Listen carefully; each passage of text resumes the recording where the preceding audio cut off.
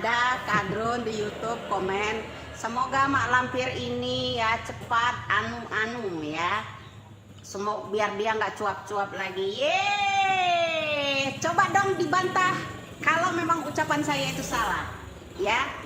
Bapaknya seorang Prabowo itu Sumitro Joyo Hadikusumo itu anggota PRRI. PRRI itu siapa?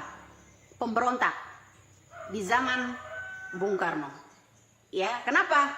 Bantah dong kalau salah ya.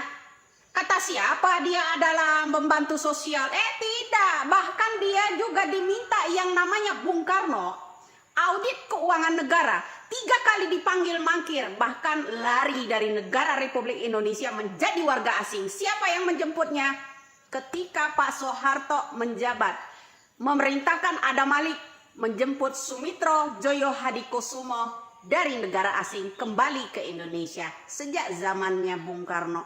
Ketika dia melarikan uang negara Republik Indonesia ini agar negara kita oleng. Kemana uang-uang negara kita? Ketika Bapak Bung Karno meminta yang namanya audit keuangan negara. Mana?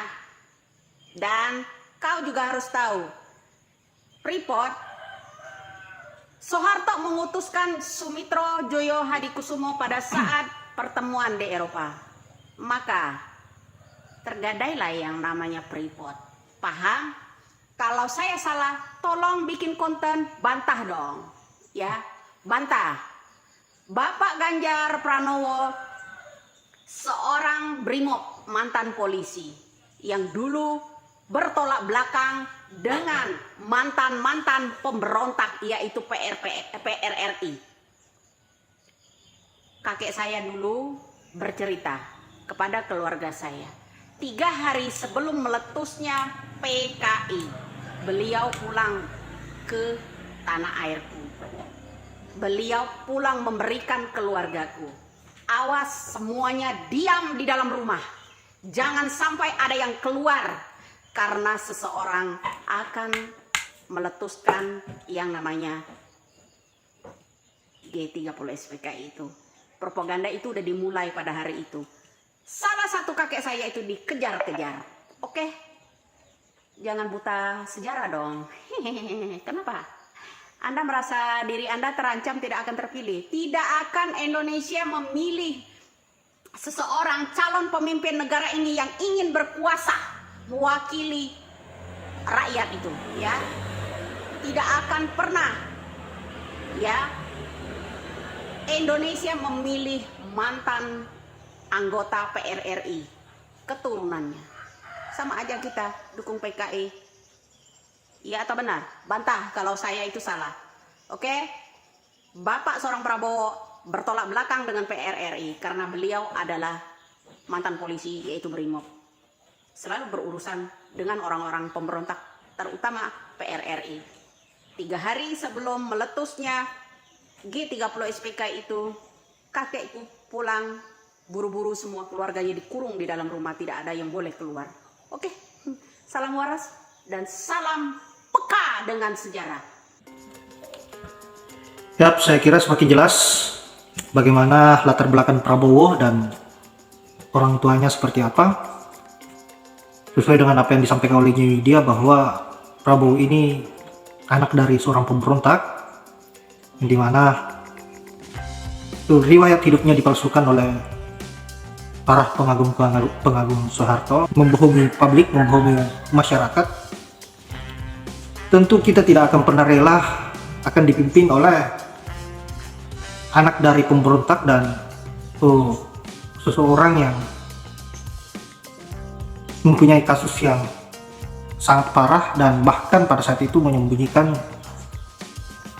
puluhan aktivis, dan yang tercatat ada 13 orang sampai saat ini belum kita tahu kabarnya seperti apa. Dan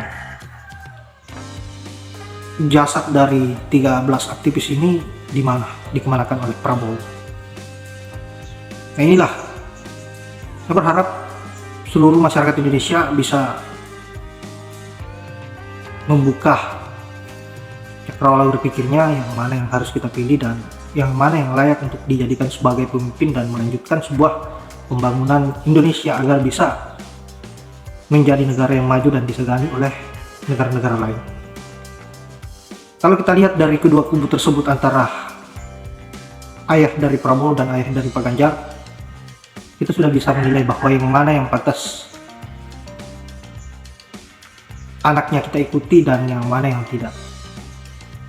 Gambaran dari kedua belah pihak ini sudah sangat jelas bahwa bapak dari Prabowo mempunyai latar belakang seorang pemberontak, dan tentu itu yang bertolak belakang dengan kita. Kemudian Prabowo sendiri mempunyai masa lalu yang kelam dan